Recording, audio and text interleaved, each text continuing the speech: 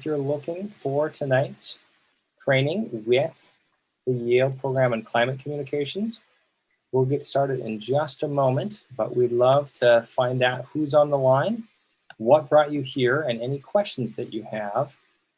So feel free to tune in here and let us know as we're getting up and running. And we are streaming right to YouTube as well in just a little moment. So for those that are joining on our YouTube audience as well, thank you so much for making it. We're so glad to have you.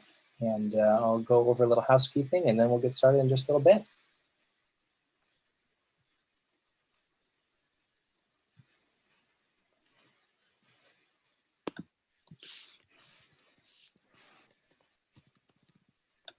All right, Michelle from Marino, for those that are just tuning in, you can share in the chat where you're calling in from, what you're hoping about tonight to learn.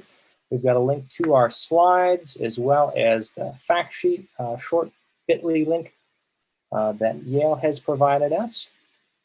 And we are right at the top of the hour, so let me just share a quick welcome and then I'll kick it over to our friends. But with that, I'm also just going to make sure that all lines are muted and we don't have anyone interrupt us. We've got dogs barking in the background, but you've made it the right spot if you are looking for tonight's CCL training. It's a program created to help all of our supporters connect with each other around the larger world and empower all of us to be more effective in our larger goals for climate advocacy. This week's essential topic is focusing on research updates from Yale Climate Opinion data. I'm your host, Brett Cease, and we're really glad that you're here. Thank you for joining us tonight. Whether you're a CCL volunteer, a member of Congress, a local leader, or a random person on the street, chances are if you haven't seen the polling on what people think about climate change, our research tonight, featuring all of the Yale scholars with us, will challenge your assumptions about America's belief and attitudes in different parts of the country.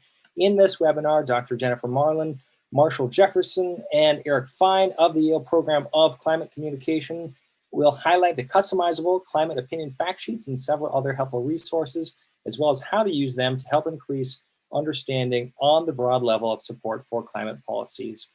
So just a quick overview of how to participate. We are all muted. We are recording this, and I'll share in the chat where you can find our training after tonight. And we're also going to go live with an interactive poll so that people can pose their questions as we get started here. So that link here for those tuning in is pollev.com/CCO123. You're welcome to introduce yourself in the chat, but if you've got questions, make sure to go there and we'll make sure to go those. And you can also upvote each other's as well. So it's a really efficient way of sorting what the most popular categories are. But with that, I will pass it to you, Jennifer. And we're so grateful again for everyone joining. I'll make sure that you are unmuted and the floor is yours, Yale. We look forward to learning tonight. Thank you very much, Brett. And can you see my screen? Yeah, loud and clear. Fabulous. Thank you all for coming tonight and joining us. I'm Jennifer Marlon. I'm a research scientist at the Yale Program on Climate Change Communication, and I am very excited to be sharing our team's research, Marshall and myself. And we, as Brett said, are going to tell you all about our public opinion poll and what we have learned about the American public. We've been asking our insights with you, and I'm going to start by talking about global warming 6 Americas. Who are they? What does that mean? And then I'm going to talk a little bit about talking about climate change and why social norms matter when we're talking about climate change. What are social norms and what does this mean for your efforts to talk to your elected officials, your members of Congress, your friends and family? And then Marshall will go ahead and give you a little tour of some of our tools to help you in your efforts to promote conversation and engage people on this really critical issue. So we're going to dive right into the 6 Americas. Now, we are used to thinking about climate change as a very political issue, right? We think of it as, well, Democrats support it, Republicans oppose it. And it's kind of, you know, you're in one camp or the other. We think of it in this divided way in many cases. But through our polls and our surveys, where we've asked people all kinds of knowledge questions, beliefs, concerns, and their policy support and opposition, their behaviors, their energy use. We've asked, if you can think about a question about climate change, we probably asked the American public about it. And we've used this data to find 6 different groups among the American public, in fact. And the groups are arrayed across this kind of spectrum. And you can think of the people in this first category on the left as alarmed. These are folks who are really worried about climate change. They believe it's real. It's caused by human activities and burning fossil fuels. They want to act on climate now. They support policy action. They're very engaged. Another group is called concerned, which are people who also believe it's real and they're worried about it, but they don't see it as an urgent, immediate threat as much as the alarmed do. And then as you're moving across the screen here, the cautious we think of them as kind of fence sitters, people who aren't sure whether the planet is actually warming or cooling or not changing at all. And maybe it's caused by human activities, or they're not really sure. Maybe it's natural cycles. We think of them as fence sitters. The disengaged is a group who just doesn't think about climate change very much. It's not really on their radar. And then we have the doubtful. And the doubtful are folks who think, well, maybe the climate's changing, maybe it's getting warmer, the weather seems a little wacky, I'll agree. But if it is, it's just, it's natural cycles, it's nothing to do with human activities, it's natural. We can't do anything about it, in other words. And then we have the dismissive. The dismissive, many of us have a loved one or family member who we think is in this camp probably, who really don't think climate change is happening. They think it's fake, it's fake news, it's hype. And so they don't believe humans have anything to do with it. It's not really warming, maybe it's actually cooling. And they definitely don't support policy action to address it. So I want to ask you a few quick questions here, and we're going to use a poll. Brett's going to start this poll to just get a sense and elicit your own views of what percentage of the American public do you think is in the largest group? Which do you think is the largest group among the American public here? Would you think most people are in which category? Pick one and go ahead and answer these questions here in the poll. You might have to move the poll window on your screen so you can see it clearly. And I want you to pick the category you think is the largest. And then when you scroll down, I want you to think about which do you think is the smallest group. And then there's a third question on there, which is which group do you think is larger, the alarmed or the dismissive? And we're gonna let answers come in a little bit and give you a chance to answer. Now, and you guys probably know more than most people, but as to what the right answers are, and maybe some of you have seen the 6 Americas. Okay, so we have, which of the 6 Americas is the largest? We have a few votes for the alarmed, more for the cautious, and then a bunch for the concerned. Okay, and then which of the 6 Americas is the smallest? We have, everyone thinks the dismissive is the smallest. That's interesting. And then which group is larger, the alarmed or the dismissive? The alarmed wins. Okay, good. So you have all maybe seen some of this polling data. So I'm going to show you now the results. 31% of the American public are alarmed.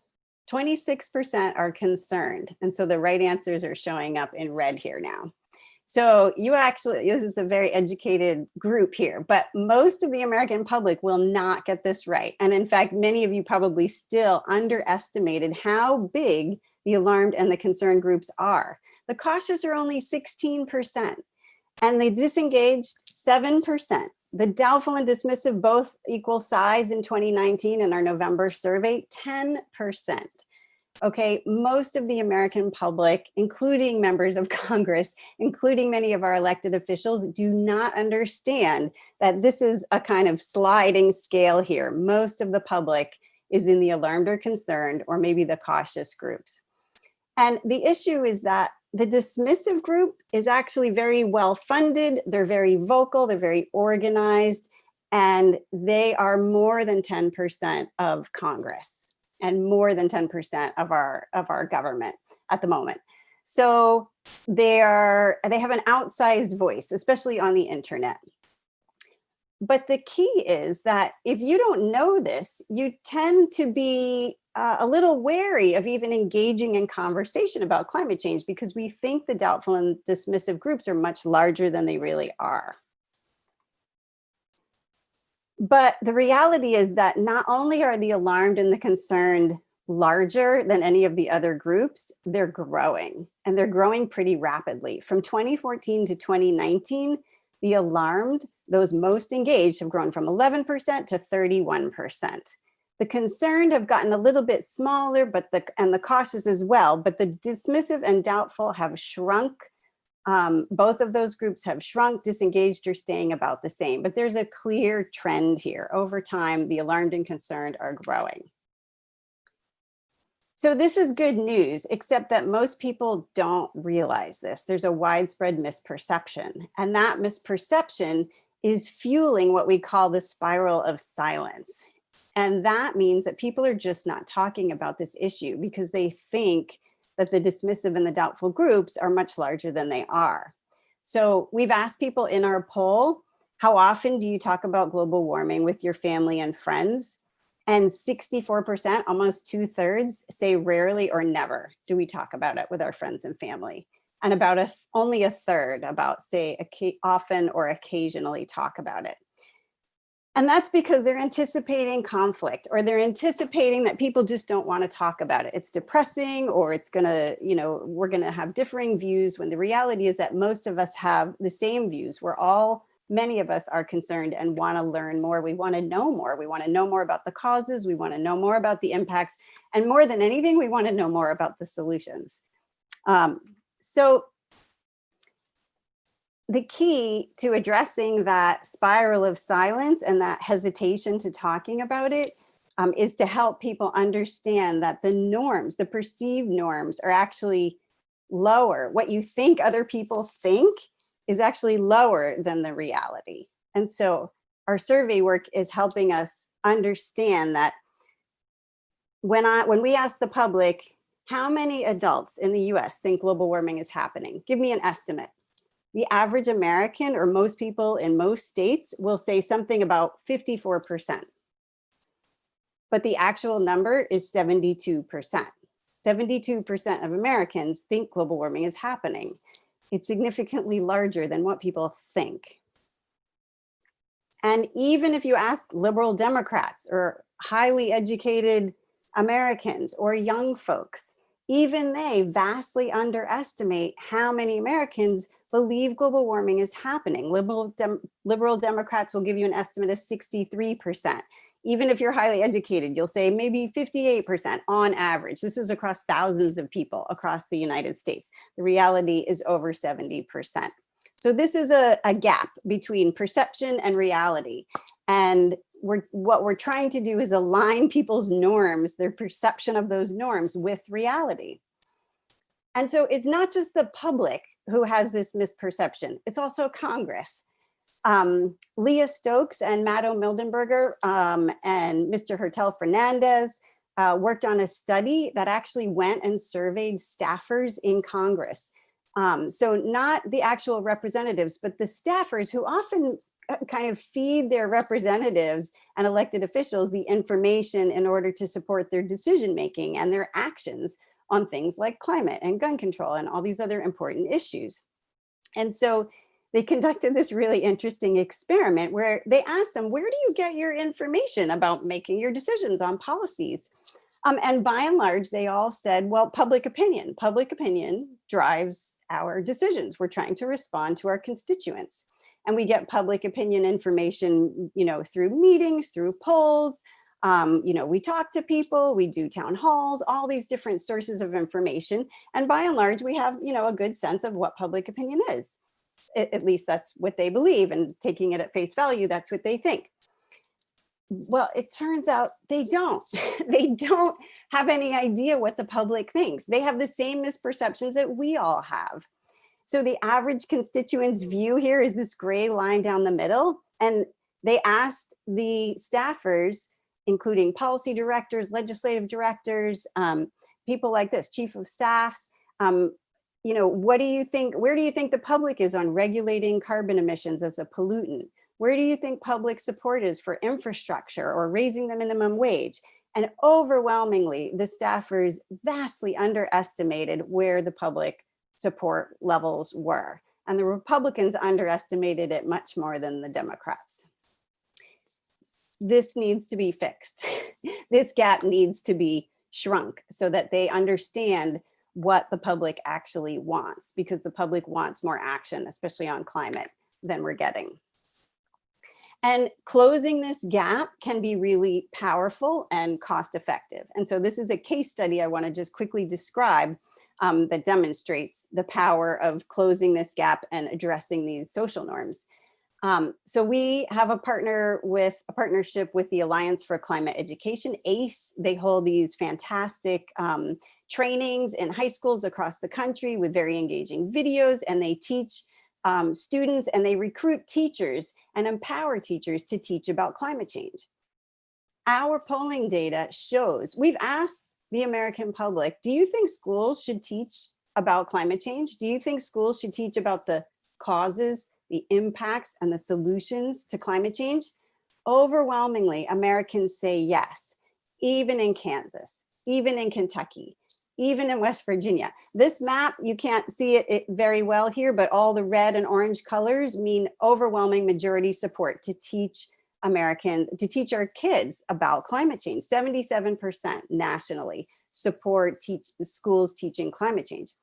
And so someone from ACE saw this data and saw this map and said, wow, well, we try to recruit teachers using Facebook ads, and we're having a hard time recruiting teachers. It's very expensive. But maybe if we help teachers understand how broad and deep the support for teaching is, then we could recruit them more cost effectively. And it turns out they were paying about $14 per teacher to recruit the teachers.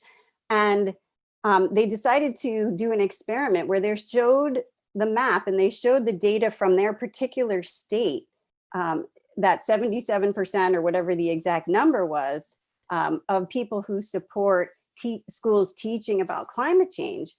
And they suddenly saw a dramatic reduction in the cost of recruiting teachers, because teachers are afraid in many cases to talk about climate change in the classroom. They feel like the dismissive and doubtful groups are bigger. They get pushback from parents.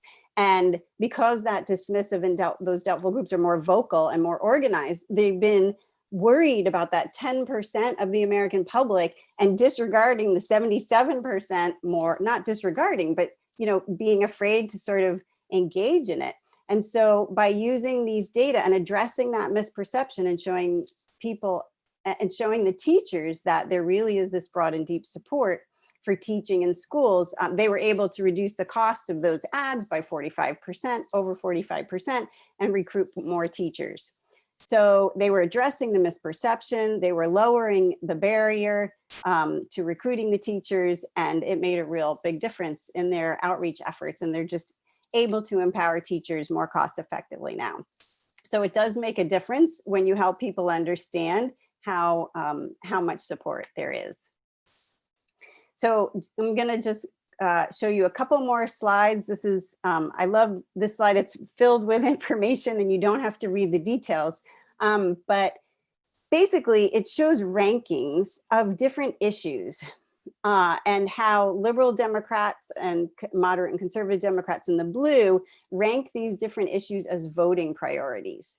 And then on the far right, you see how Republicans rank these issues as voting priorities.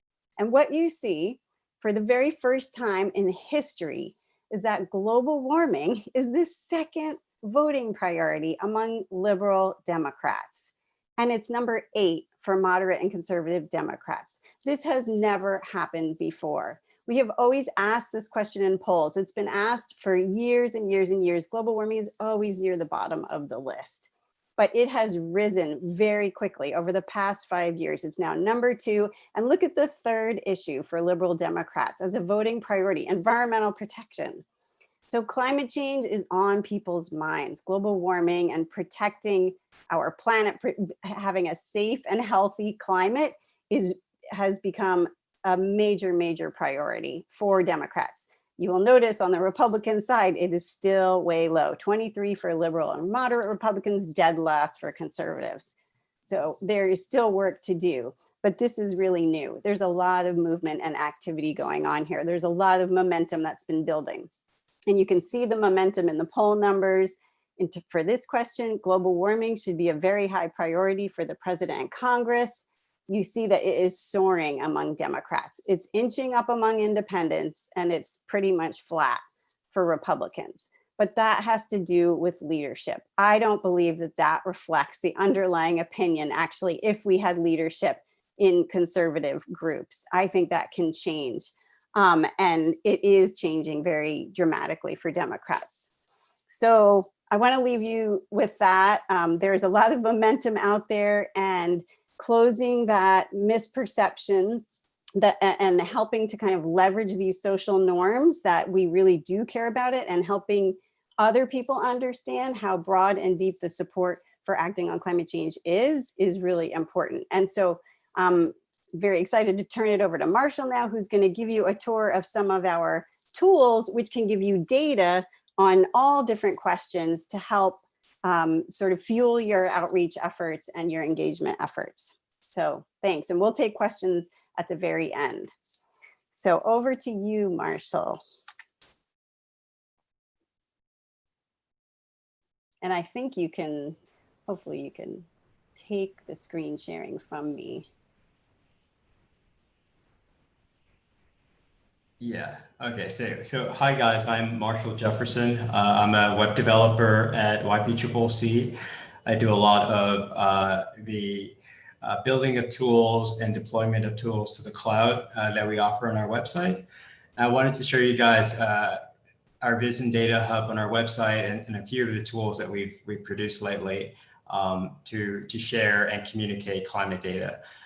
So our main website is climatecommunication.yale.edu. And if you go there and you click on this Viz and Visualizations and Data tab, you can see the various infographics and visualizations that we built to communicate our data. There are 3 tools that I want to share with you today. The latest tool is our Climate Opinion Factsheets.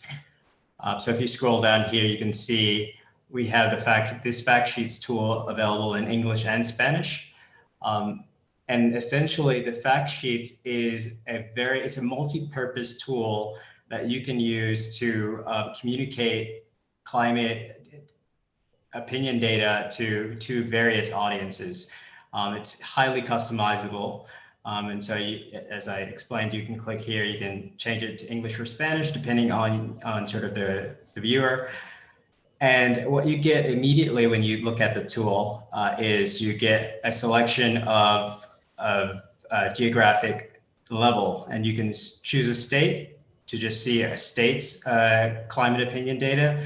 You can drill all the way down to a specific county.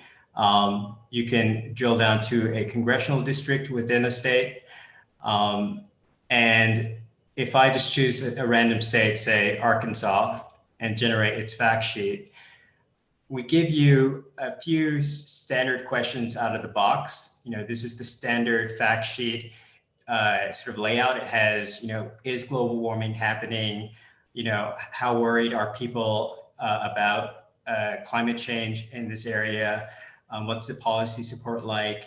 And sort of this responsibility bar of like, who do you think should do more about global warming? But if you go back to the homepage of the tool, you can see that there are a lot of different questions that we allow you to add to a fact sheet, or, you know, take away from a fact sheet, depending on sort of how simple you want it to be. And so, you know, if you're just, I don't know, making a fact sheet for a local politician or state representative, you could just highlight all the policy support questions that we have, and, you know, the responsibility questions that we have. And let's see, generate one for, say, Connecticut. And here you can see that it's just about the beliefs in your state and the support for various policies, as well as, you know, who do you think should do more about it? Should it be Congress? You know, should it be the president? And this is very helpful for, you know, for people in different levels of government to know sort of like do people think it's my role to do something about this or not. And so, yeah, you can share your fact sheet, your customized fact sheet on social media. You can share it directly to Facebook. You can share it directly to Twitter. It is mobile friendly.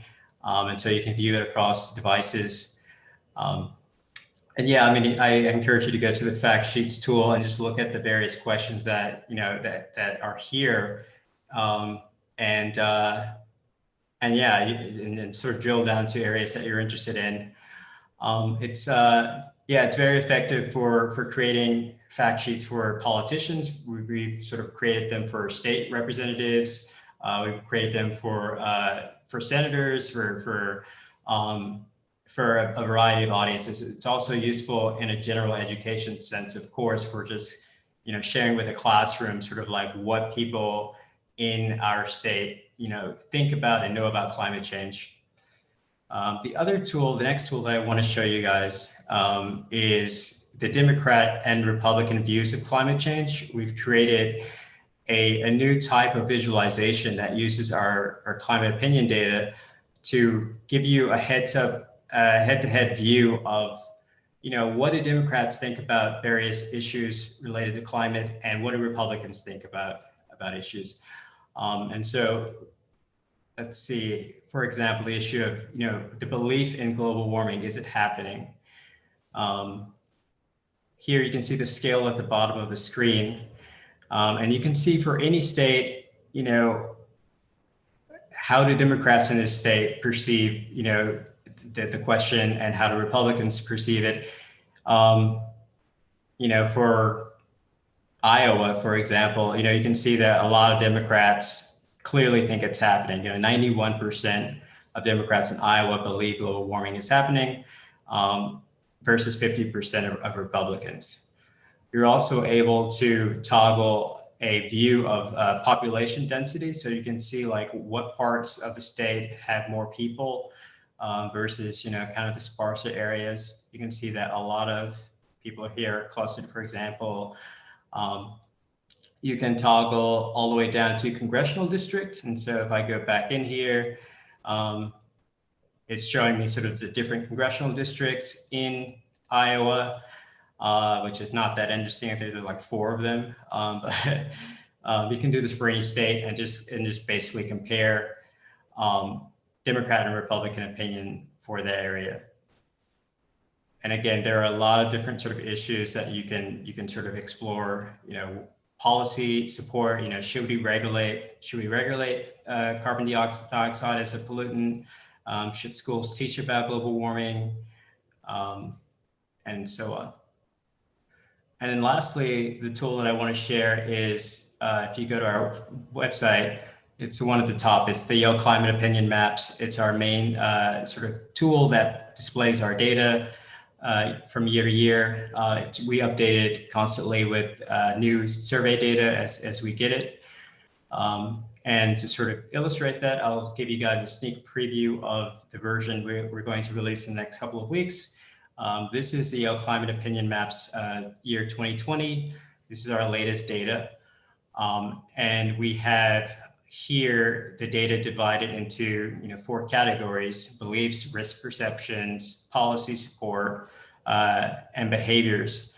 So for example, if you wanted to know, do people support drilling for oil in Anwar, for example, in the National Wildlife Refuge? You can click that issue, and you can sort of see state by state what that support is like. 68% of the public oppose drilling for oil in Anwar. So it's a very sort of blue and cold map, which is very interesting because that has been recently greenlit by the Trump administration.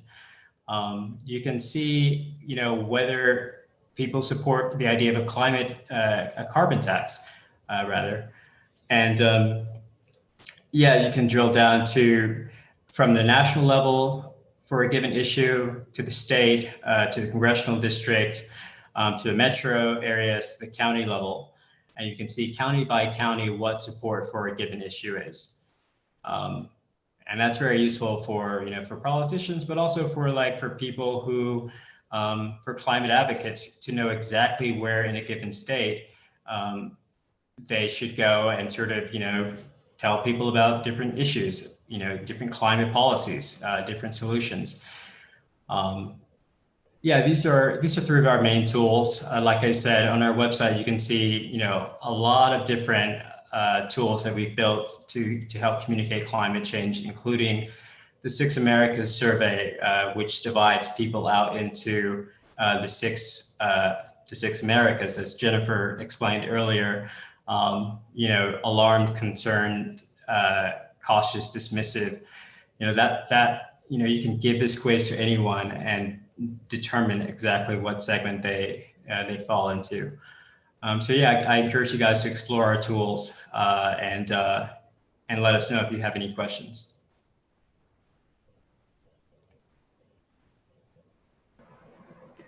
Good evening, all.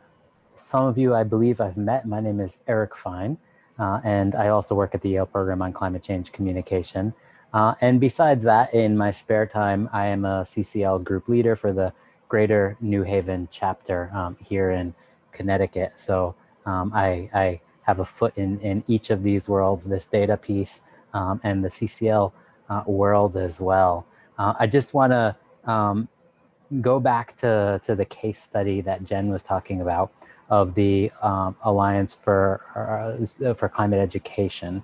And in that, we saw that by them saying to all the teachers across the nation, hey, everyone wants you to teach about this, they were correcting for that misperception of teachers, just like everyone else, saying not that many people are worried, not that many people say it's happening. And so why should I even want to think about teaching about it? And then they all of a sudden see, oh, society supports this. I'm going to do it. And that's why they dropped their costs. So a parallel that you might think about in the CCL world is you are wanting to, in your chapter, expand and bring in more volunteers. Those volunteers, just like perhaps you before seeing this research and the average person out on the street or at the farmer's market misunderstands public perception. So if you can somehow correct that misperception in a person that's thinking, should I really volunteer and do climate change stuff? Like, isn't everyone gonna hate me because I'm doing that and talking about this? No, the majority of society is worried about this. The majority of society supports many of the solutions. And so if you can internalize this yourself and help your volunteers and your potential volunteers understand that society is worried, society supports the solutions, then that can maybe drop by half, almost like the Alliance for Climate Education, the effort it requires you to recruit one new person and make your chapter and this movement that much stronger. And that being said, I'd like to open it up and pass it over to you, Brett, to manage the Q&A.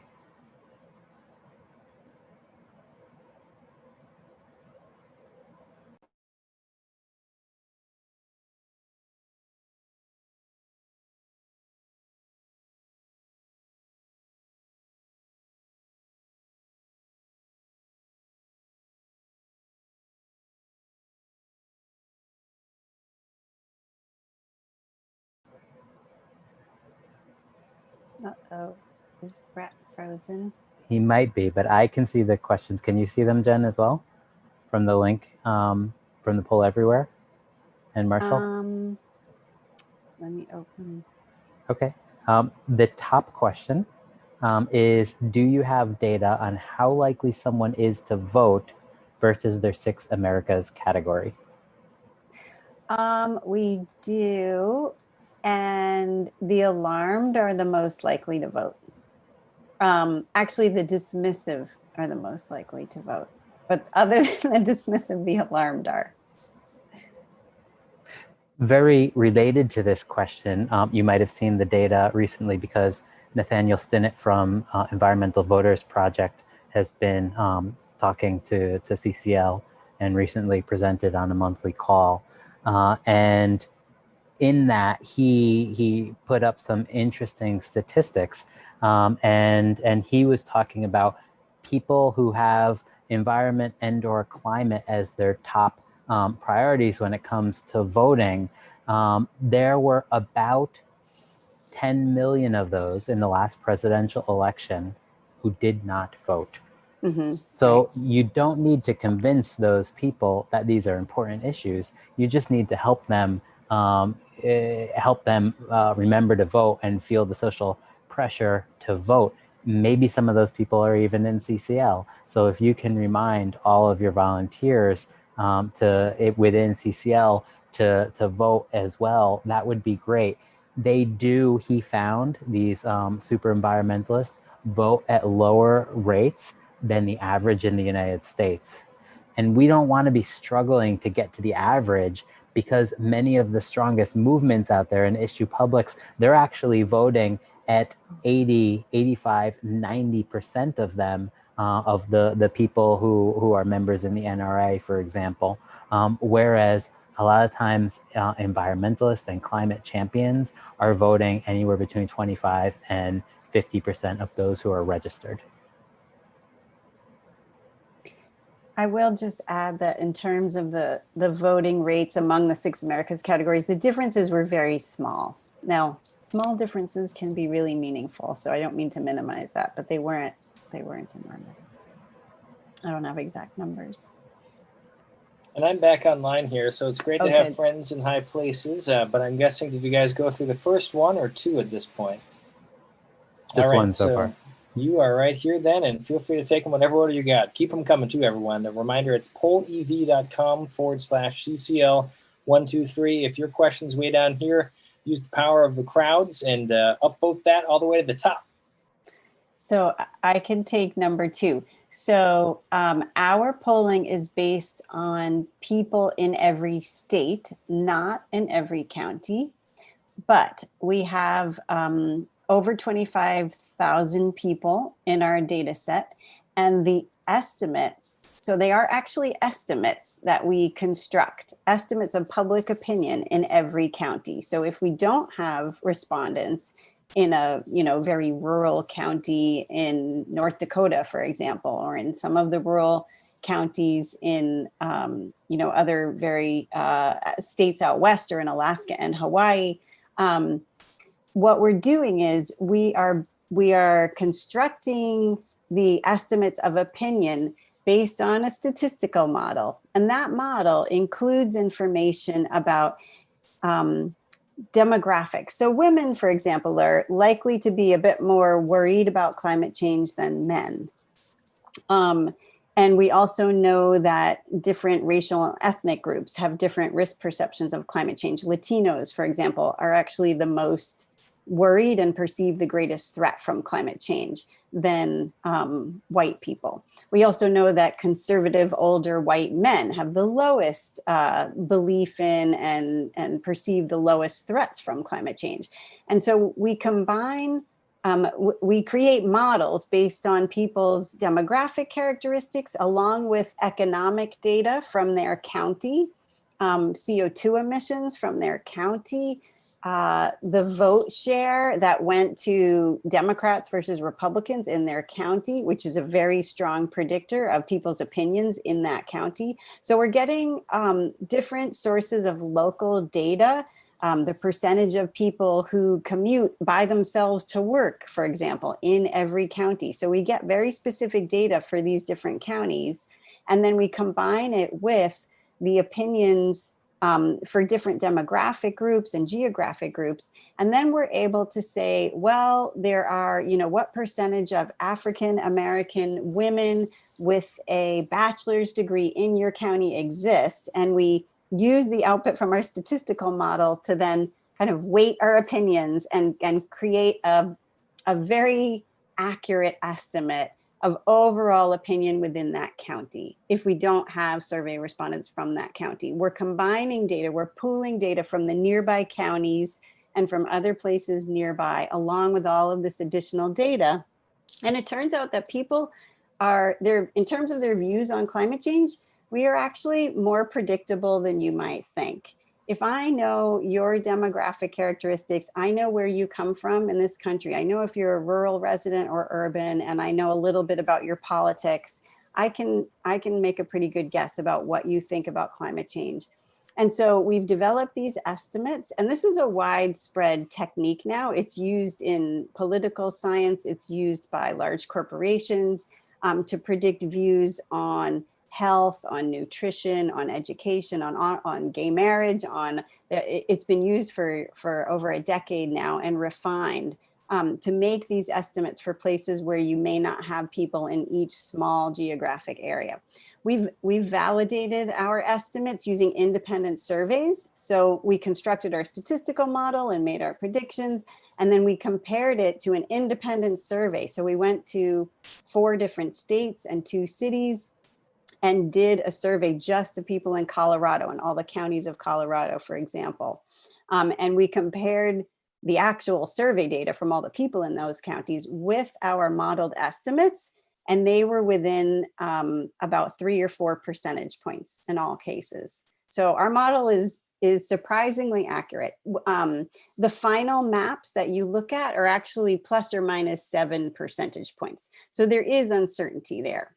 But in any survey, you're going to get plus or minus 3 percentage points usually. So that's included in our 7%. So there's estimates, there's uncertainty from the survey, and then a little bit more uncertainty because it's a modeled estimate. But that's what happens. That's why we don't have survey results from people in every county. And if we did, it would cost us literally millions of dollars to do that. There's just no other way to make those estimates in a cost-effective way. So we use statistics. Perfect timing. Eric, do you want to play MC, or would you like me to keep plucking these out? You can, well, let's see. Have you guys done this top one here? haven't. What does Yale polling show relative to price and carbon, especially fee and dividend type design? Eric, do you know that off the top of your head? I mean, I Sure, let me share my screen. I'm going to pull the screen share away from you, Brett. Can you see my screen? Looks great. So there are a lot of ways to ask about carbon pricing. And as you know, a lot of different schemes for pricing carbon. And so this one right here, we have found 66% support versus 34% opposition. And it was require fossil fuel companies to pay a carbon tax. And the way our survey questions work right here is you can see the exact wording for that question by going into the survey questions tab. And then I'll just look for tax. So how much do you support or oppose the following policies? Require fossil fuel companies to pay a carbon tax and use the money to reduce other taxes, such as income tax, by an equal amount. So not quite carbon fee and dividend, but that's the one that we have enough data to downscale for. And then if you go into our national reports, just the twice per year nationally representative surveys called Climate Change in the American Mind, then you'll be able to get even more types of questions about other ways of pricing carbon and see what the numbers are nationally as well. But another way of putting it besides 66 versus 34 is people, for every 2 people, for every 1 person that opposes this, there are 2 people that support the idea when it is worded like this. Very simple and straightforward. Anything else, Jennifer or Marshall, either of you want to add to that one before moving on to the next question? No. All right. Did you already speak to this one about the 2020 data comparisons and what you've seen kind of trend-wise as how it compares to last year differently? We are working on a full decade-long trend series, and what we're seeing is that belief, I can't speak specifically, I don't know the numbers off the top of my head, but in general, risk perceptions, the concern and the worry is going up. People are generally becoming more concerned. That trend is not abating. The policy support tends to be a bit more stable. And there is a little bit of noise from survey wave to survey wave, and we're doing it in the spring and in the fall. And so there's a little bit of a fall winter effect, but in general, that trend I showed you where risk perceptions in particular, feeling like it's harming, global warming is going to harm future generations, especially that it's harming plants and animals, that it's harming people in the United States. And that people are personally now experiencing climate change. All of that is going up. They are increasingly believing that it's affecting the weather. They still don't think that they are personally going to be affected. Shockingly, that remains relatively low, even though, of course, we are all already being affected. I like to say that climate change isn't just in your backyard, it's in your house. And it's not only in your house, because like after a hurricane that was made worse by climate change, people are dealing with mold, for example, and the economic impacts of climate change. But it's also affecting our health through allergies, through the spread of Lyme's disease, through asthma. And, issues like this, because our taxes are already going up because of the effects of climate change. Our insurance premiums are going up because of climate change. All of these ways it's affecting us personally, and yet most people still don't realize that they are already personally being affected by climate change. So some of those risk perceptions, those levels of concern are increasing. Those are changing, I would say, more than anything else at the moment. So in terms of, let's see, in developing, how many people do you contact? I'll just pick the second one here. We contact between 1,000 and 1,500 people. The response rates have been, polling in general, the response rates have been declining, but we don't have to actually deal with that as much because we work with Ipsos, a multinational company that recruits a large panel of people, and they specifically recruit to make sure that people are representative of the American public. And these are all the details about the panel. It's called the Knowledge Panel, are in many of our peer-reviewed publications. And I'm not going to say too much more about that, except that it is among the most well-respected, highly regarded survey companies in the world. And let's see, what's another one? In terms of the Yale survey data differing from others, differing from other surveys, I think is what the question is about. And I would say the vast majority of differences in survey data have to do with whether the poll is representative or not. There are so many polls out there that are done just through the internet, just through recruiting people online. Those polls are not representative by and large of the American public. Sometimes even a poll will say it's representative, but if you read the fine print, it will say we recruited people through an online recruiting system, which is different than our online, our internet panel. It gets into the weeds here, but a lot of the differences in different polling organizations comes from whether your survey is truly representative or not, in terms of race and ethnic breakdown, in terms of education, age, geography, and so on. But also the other main source of difference between polls has to do with the wording of the question.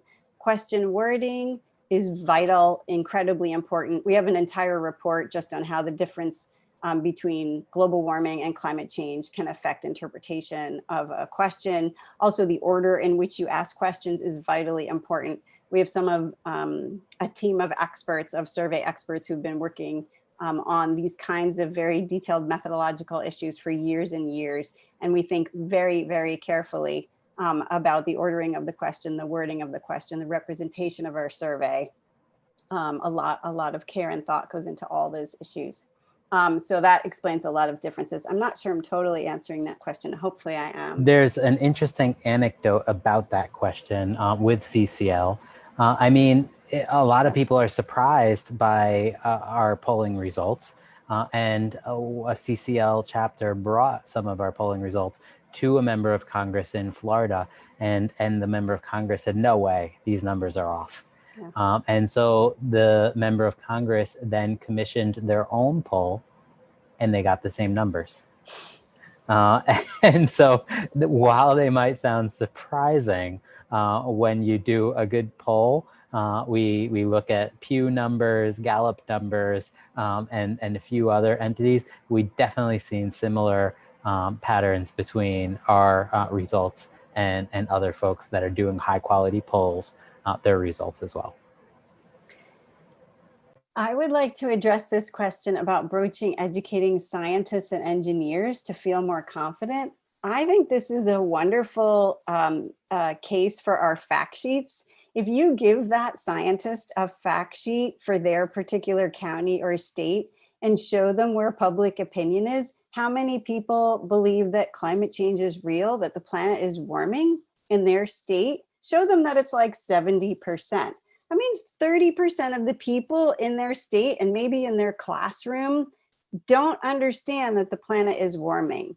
And then go to the next question, human causation. It's going to be like, it's like 50s or maybe max 60% who believe that human activities are mostly responsible for the warming of the planet. It will probably enrage that climate scientist or engineer because they know that there are over 26,000 different indicators that our planet is warming, literally. And then we have measurements of different levels of the atmosphere. We have measurements of the ocean, different depths of the ocean. We have satellites circling the planet. We have thermometers, we have diaries, we have historical records. We have so many different sources of information and measurements showing that the planet is warming. And not only that the planet is warming, but that the planet is warming from the surface up. And that's because our fossil fuels that we're burning are trapping heat like a blanket around the planet, and it's trapping it at the surface. And so we're warming from the bottom up. That's a very distinctive signature that tells us this is not changes in solar output. This is not changes in volcanic emissions. We've checked all that. We have checked all the possible culprits that could explain the warming. We are extremely certain that burning fossil fuels is what's causing the warming. And we know it has to do with those heat trapping gases. So show that scientists some of the public opinion data and how the public does not understand this because it's complicated. And that's why the scientific consensus on climate change, the fact that 97% of scientists have been convinced by looking at the evidence that human-caused climate change is happening, trust in those experts is vital. And so even communicating that to the public is vital because the public thinks that the scientists are still debating it by and large. It's like 20% of the public will estimate that the scientific consensus is above 90%. So they still think there is debate, and there really is not debate among scientists. The scientists are debating about how quickly the glaciers are going to melt, or how black carbon reflects, affects the albedo. They're debating these kinds of things. They don't know exactly how quickly things are going to happen, but they are not debating the reality of this issue or its causes to any degree. There is another dynamic with scientists as well. And so we have a program, actually our partners have a program where they help educate meteorologists across the United States on how to integrate climate change into their weather forecasts and their presentations on TV. And before they started working with these folks, they asked them, if you talk about climate change on the air, are you going to get negative feedback? How much? What percentage of your feedback is going to be negative? And all of them said, I'm going to get tons of negative feedback. And so then after they coached them through and gave them resources to talk about it, they went back with them and said, okay, what kind of feedback did you get? And they said, everyone loved it. I hardly got any negative feedback. And so a similar dynamic might be happening with scientists believing that they will overwhelmingly get negative feedback if they start talking about this, if they become more public on it as well. And I see that the question was actually more about mitigating and building infrastructure resiliency, engineers working on these kinds of things, getting challenged by the vocal minority of the population. Yeah, and I can see how it's difficult because it is a vocal minority and you have to have the responses. But the reality is that our infrastructure is so vulnerable. It is aging. If you look at the report from the American Society of Engineers, I think it is, we get like D plus, C, F on our infrastructure and how poorly equipped we are to deal with that. And yeah, I maybe would print out that report too. It's a wonderful reference and reminding people that that is a vocal, that is a minority. It's a very small minority. Most of us want to build resilience. Most of us want to be better prepared. If we are not prepared for this, we're going to pay in many, many ways. We already are paying for it with our health, with our national security, through our infrastructure. Yeah, it's a good question. What about this one that's surging to the top here? And thank you so much, Jennifer and Eric, for your thoughts here so far. We've got 5 minutes left just for a reminder of everyone that hasn't gotten a question or uploaded ones that they want to make sure to get to. What regions are you seeing with a lot of the survey data that are showing the greatest opinion change that's both growing or shrinking? This is a good question. We're working on a publication right now. It's not out, but the sort of preliminary results indicate that as you can probably imagine when you saw the numbers for Democrats kind of surging. So that's where geographically in the bluest states is where you see opinion changing most rapidly. New England, for example, is becoming more and more concerned. California, Oregon, Washington, you're seeing concern rise most dramatically. In contrast, you've seen not so much decrease in support, but in some policies, you've seen kind of stability and maybe a little bit of falling off in terms of support for policy and talking about climate change among the most conservative places: West Virginia, North Dakota, Wyoming. Those three states actually in particular are sort of out of sync with everybody else.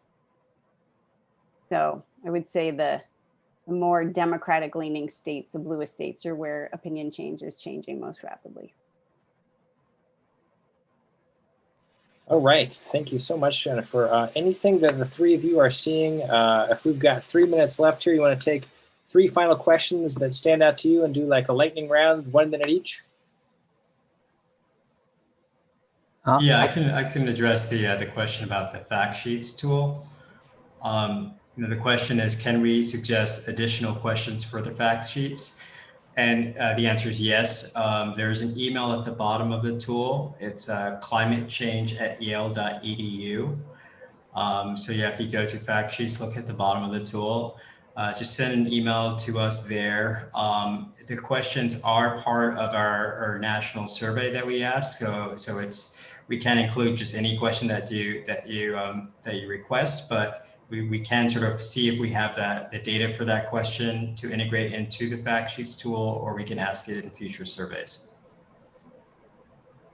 I would say for talking with the disengaged, the best way is to try to find them. They're hard to find, and just help them understand the basics of the issue, and that in many cases, the disengaged are the most vulnerable. So do they realize what the impacts are? Do they know about the links between worsening storm surge and worsening wildfires and worsening flooding? And climate change has helped them understand what the risks are.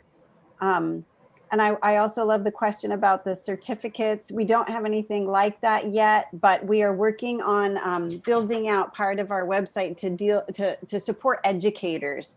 And so it's great to think about something like that. We have such limited bandwidth, but I would love to do that.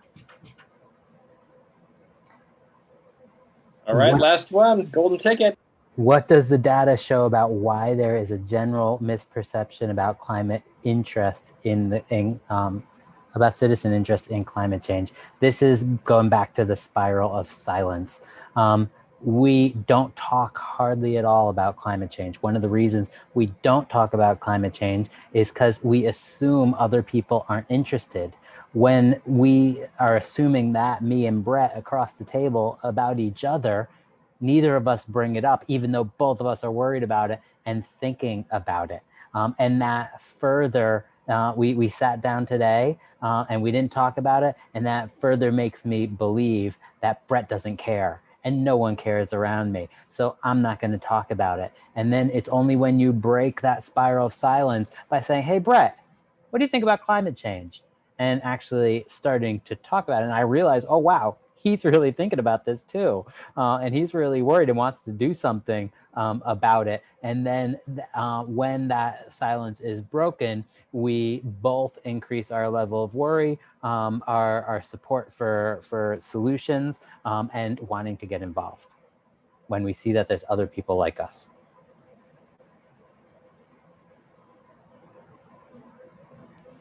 On that powerful note, I've just put up a slide here that walks through all of the final papers and contact information. Does one of you want to walk through that and just kind of after tonight, if people are interested in getting in touch and continuing to follow all of the ongoing research that you're conducting, what are your recommendations?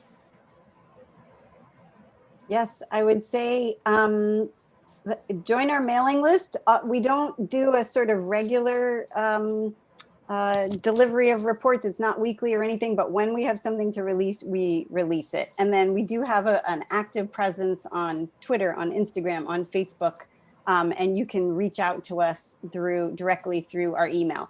Also, I strongly encourage you to visit YaleClimateConnections.com. Those are 90-second radio spots every day. It's a podcast. You can also listen to it that way. They're stories of hope and of what causes climate change. Super short, but they're very personal. They're very localized. They're really engaging stories about what people like you and us are doing all around the country and increasingly around the world. We're on over 600 radio stations around the world. And there's just a wealth of information on Yale Climate Connections also. Yeah, I can't underscore that enough. I think especially those radio little vignettes are perfect to really help break that spiral of silence. I know several CCL leaders have been featured in some of them, and they definitely are one of the highlights of my week, just to kind of get a little pick-me-up on the commute or when I need a little update. So I know I speak for all of us here on the line, both with YouTube audience and our Zoom attendees tonight. We are just so grateful for all three of you making time, really walking us through the most recent updates, how to use them most effectively in our own advocacy, and on really tracking to make sure that we are aware of all of the ongoing and evolving data out there on public opinion.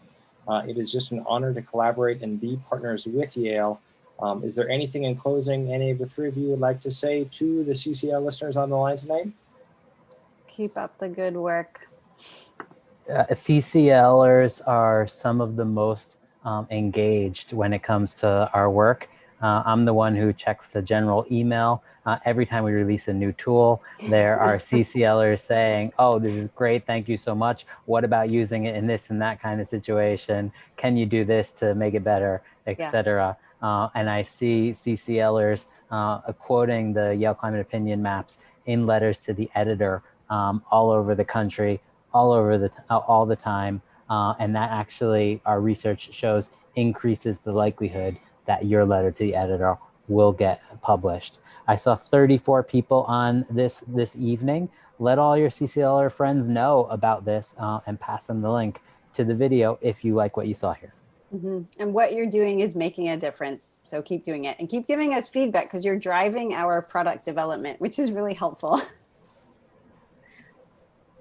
Well, we certainly feel the exact same way. Marshall, I cut you off. Go for it. No, I wasn't saying anything, but thank you guys for giving us a forum to present our tools. We are developing things constantly and releasing a lot of new interesting visualizations. So it's always great to show you guys what they are and sort of answer any questions you may have. And I'll just share in the chat where you can find the link with the live stream. All of the links that we've posted for sources in the chat are available in that stream as well. So you can go right there to our YouTube channel as of tonight. We will drop this into communities training pages as of tomorrow. to update all of the Yale Opinion resources that we have. But for tonight, I'm going to stop sharing so we can see each other's shining faces. I'm going to unmute all lines, and we are just so grateful again for everyone being on the line tonight. Thank you all for being here, and we look forward to seeing you again soon. Stay safe, everyone. Thank you. Thank you. Thanks, Brett. Thank See you you. guys. Excellent. Good to see everyone. Thanks again. Stay safe, everyone. You too, Connie. Thank